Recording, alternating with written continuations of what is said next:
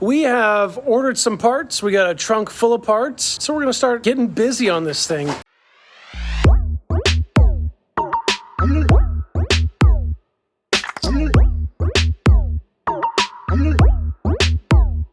What's up, Drivetrain? We are back now. This is a second video on this new to us Honda Civic, the kid car as it will be. We have ordered some parts. We got a trunk full of parts. So we're gonna start getting to work, getting busy on this thing. I mentioned last video, we've got some shocks that we're doing, all 4 shocks on this thing all the way around. We mostly just needed the rear shocks, but it was cheap enough to go ahead and order a set of 4. And so we're gonna put brand new suspension on it because with the mileage on this vehicle, it is likely still the factory original suspension on this thing. I don't know why people don't change it, you know, when you get to 50, 80, or 100,000 miles, but it's likely been 230,000 miles on these shocks. We've also got front brakes to do, so rotors and pads, and see if maybe we can also spritz a little black rejuvenating paint onto those rear brakes. Let's get it. So when you settle down into this rig right now, it smells like a stereotypical used Honda. Not a bad smell, but it is not fresh and clean. And typically that's because of the cabin air filter. So when you're cycling the air around, there is a filter that can cleanse the air, and there's just typical moisture and stuff that sits in here. I want to run my ozoner in this vehicle, but before I do that, I've got to swap the cabin air filter. Now, cabin air filter sits back here behind the glove box. I've already pulled out the 2 little side pins that are over here. So this thing is just going to drop down like a bad habit. There we go. And what we're going to do is peek in behind here, and what we're going to see is this little thing right here. There's a little tab on the side. When I pull that, it opens up and we can pull a little cover off, and right back behind this is the tray that holds the cabin air filter. It's got a little pull tab on it. What I want to do though, if I pull this and there's a bunch of debris on top, it's going to drop right down into the fan. So what I want to do is get my shop vac, set it up here, and as I pull this thing out slowly, I want to suck off as much debris off the top of this existing filter as possible. Then we're going to suck out anything that's in there as much as we can and just try and generally keep it clean. I don't want to have to drop the fan down just to clean out that cavity.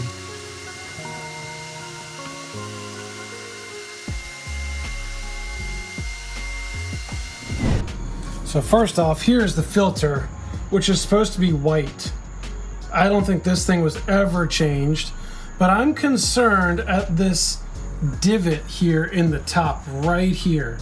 That concerns me, and I'll show you why. When I look inside of here, let's get some light in this. Do you see the stuffing that's at the top? Almost looks to me like either that is completely clogged or there was an animal inside of there. It doesn't smell like animal in here, so I'm going to pull that gently, and I don't want it to drop down. Maybe what I'm going to do is get a piece of cardboard, and put it in there, and that way nothing drops down into the fan, because the fan just lives right below it. The big circular thing down there, that is the fan just below it. So I want that to not be an issue. That is funky. All right, well, let's see what we can do. Wasn't sure where I had cardboard. Then I walked back here, cut this off the side of the box, made it fit the rough shape and size of the filter, and now we'll insert it in here. Hopefully it fits. Hopefully I can still get my hand in there, and hopefully I can find out what all that stuff is that's in there and extract it. I'm hoping that's not supposed to be like insulation up in there that's just completely fallen out. I am not sure, but this, oofda, that just looks like animal. Really glad I put the cardboard in there. And then let's take a peek up inside of it. I might get the mirror out, but hey, that's probably part of why the things weren't circulating well. All right, so we have vacuumed that out. That's filter number one. When I scoot this thing to the side, there's a second filter in here, and it's moving, and that's good. I kind of feel like I want to put the cardboard back in there, but we can. Oop, I hear things. I'm gonna vacuum again. So I could be wrong, but those, compared to these fresh new ones, could make a difference. I don't know, change your air filters, people. Cabin air filters, they are there for a reason, and it's not to collect pine cones and pine needles and whatever else nest we just pulled out of there. It's to freshen the air and filter stuff. Now look, pro tip, so these are in the same orientation that they were in there. This was the first one we pulled out, big hole. Next one we pulled out, side tab here. These tabs are close to each other. But there's a flow of air. If we look on the side of this, see how it says airflow, and it's got an arrow? We want to make sure when we pull these out that we note the airflow. So it looks like the airflow is going down, which makes sense. All the debris at the top and less debris at the bottom. Anyway, get it cleaned up and then float back in. We have sufficiently vacuumed out a lot of stuff in there.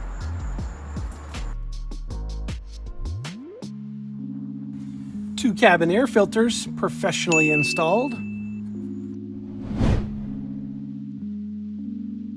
All right, so as we prepare to get this this wheel taken off and deal with the shock absorber, there's some cute little shocks. What we got to do, we took the seat out, which is just one bolt over here in the middle cushion, just towards the driver's side.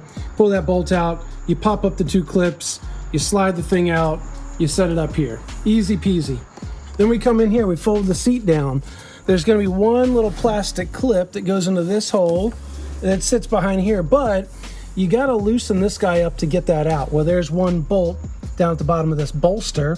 So you take that out, you can kind of wiggle this guy around, get that clip out there, and that gets us to peek around and see, hello little shock absorber. So that's the top of our shock. We got 3 bolts, 2 bolts, whatever bolts are in that thing, 2 bolts it looks like, and then we can take it out of the bottom cassette on the knuckle as well.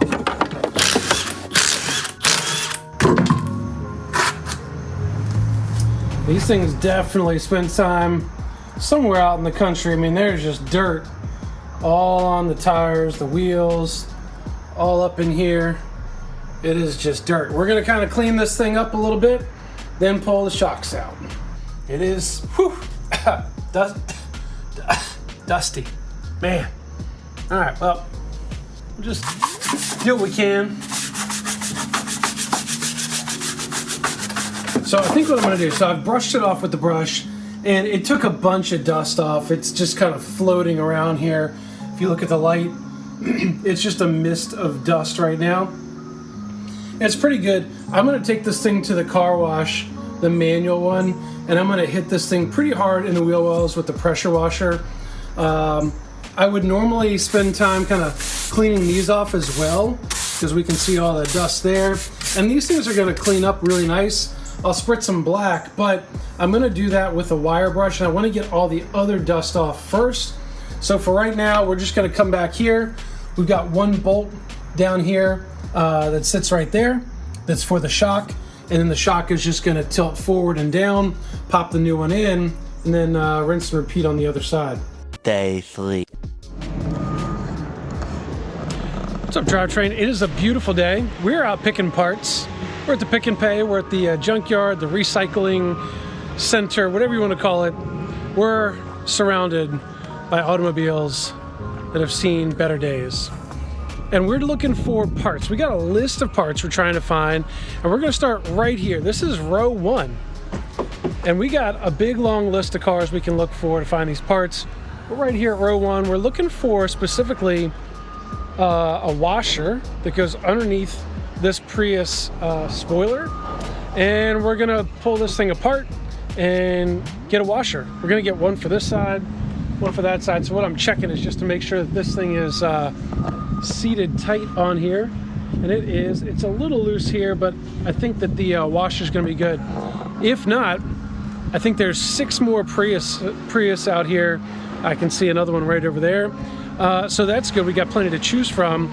And then we've got a list of parts for Civics. Now, I think there's about 25 Civics out here. So we're trying to be specific about what we're looking for. But anyway, we're gonna jump into this thing first and just start here at row 1.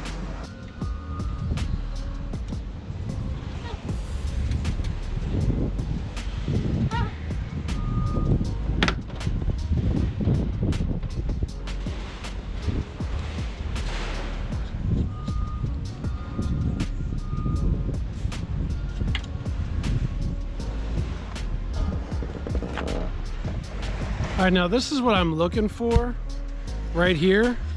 And unfortunately, it looks like it's riveted in. But see the washer around it? That's what I need. Mine's a little broken on mine.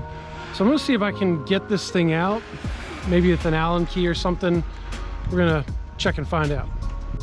All right, bad news on the washer front. Those are definitely riveted on. I don't have any drill bits or anything on here to get it unriveted. So I'm gonna come back to that and just see if I can formulate a plan when I get home on how to fix that. The thing is, when I'm driving around and I hit bumps, that spoiler is just kind of clacking up and down. Drives me kind of bonkers. So let's see if we can find a Civic that might be better suited. Civic number 1 that we're looking at. So I know for a fact I need this rear shock bolt right here. I got one shock replaced and the other one is frozen in place. So I've got an appointment with a buddy of mine to use his lift on Wednesday in just a couple days where I can cut this out, and I know I'm gonna need a replacement bolt. So I'm gonna try and just find any of these Civics that I can get down here and get this bolt to come out quick. Then I'm gonna go ahead and take that with me. I've also got a little bit of a list here, if you can see that, but we're looking for a cruise control switch, that rear shock bolt, a driver door inside handle, possibly a steering wheel if we find one that's in good shape and not nasty, and the rear window switch. My rear passenger window is not going up and down, so if I can get the cruise switch, which also isn't working, or the window switch, then maybe I can test those out for cheap. Feeling a little defeated, feeling a little unprepared. So we started out with the Prius, realized that washer is riveted on.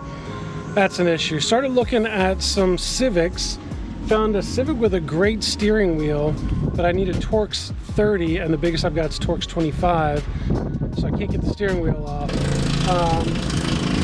I did not bring 17 millimeter, but I might end up asking that guy that's doing some Ugga-Duggas if he's got a 17 that I can try and get one of these shock bolts off. That's the main thing I'm coming for. I did find a shock bolt that looks similar, but yeah, I don't have a 17.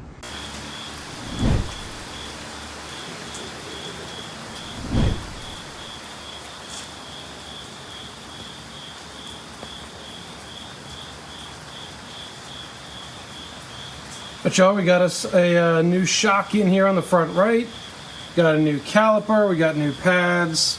Not caliper, rotor pads. Sprayed a little make new juice on this caliper, so it is blackish again. Also had to lube up the pins back here that move in and out. So when your caliper starts to move in and out as the pads wear down, got that greased up. The bottom one was pretty much seized in place. But I had a friend of mine come by last night. She is learning how to work on cars, and so we did this last night.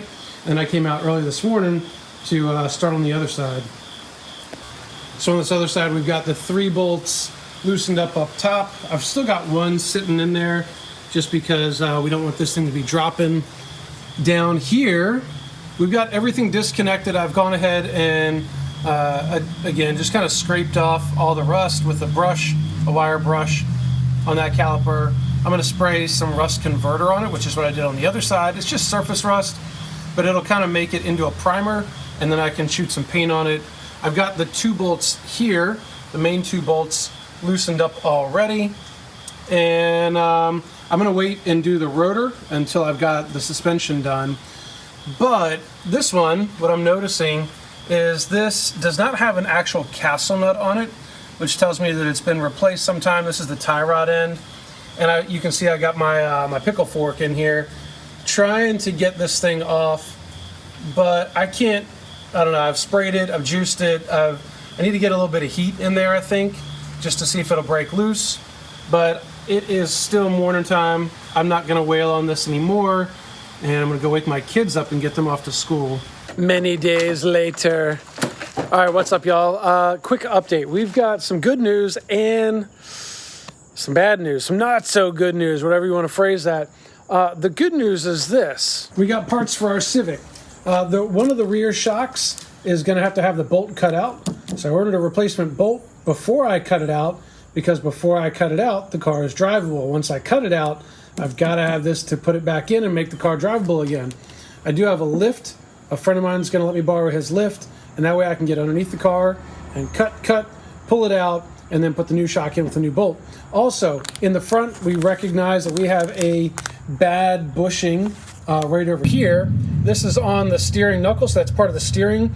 Luckily, I pulled I tested the joint itself, the ball joint, and that is fine. It's just the bushing and not holding grease. So I've got a replacement one of those. So that's the good part. The other good part is that I've got the brakes ready to go up front. We've already done the one side with the suspension on the passenger side. I've just got to finish up this driver's side with the bushing. Then I can put the brakes on, put the wheel on, and this vehicle will be drivable again, which is great because it's been holding up space in my garage for a couple of days. The bad news is this. Me and my shop dog are sad about this. Finnegan is a sad puppy. He's not sad, actually. He's just hanging out. Anyway, our beloved Prius, I think that when I did the axles, I messed up one of the stators. This vehicle has 2 stators inside of the transmission, and somehow, either with age or with my wrongdoing, I messed up one of the stators that's on the driver's side, nearer the driver's side than the passenger side. Currently, it sounds like a 4x4 when you're driving down the street in it. It still drives fine. It still gets 43 miles a gallon, which is crazy, but it is, it's not in the best shape. So I think what I'm gonna do is get the Civic up and running and then pull the Prius back in here, and that's gonna give me an opportunity to go to the junkyard, pull a transmission out of some of the vehicles that we just saw earlier in the video, and then get the transmission into the Prius. So the video here is probably going to wrap up with the Civic being up and running, and then a different video for the transmission on the Prius. But that being said, let's go ahead and get up and running back on this progress update. We are looking good. We've got fresh brakes, freshly rejuvenated and painted brake components with new pads. We've got our fresh new shock on here, and the old boot up here, properly torqued, and well, we're still missing that castle nut. This was the nut that was on this when I took it off. So I'm gonna go to the junkyard later on, try and find another castle nut. But we got a cotter pin. All of our stuff is reseated, but look at all the rust and stuff that just kind of came out from this. It is pretty funky. It's obviously been sitting there, and if you look way back here, you're gonna see there's just a bunch of like pine needles and stuff under there. I'm gonna blow some of that out, suck it out with the vacuum cleaner, and then I'm gonna put this wheel back on. Because it's time, we're gonna go ahead and get this thing dropped back down, get it on the road. I'm gonna take it around the block for a spin and just check and make sure that the brakes and everything feel good. We still have that one last shock to do, but we've got to be out of town for a couple of days, so that shock is gonna wait until I get back and can use my guy's lift.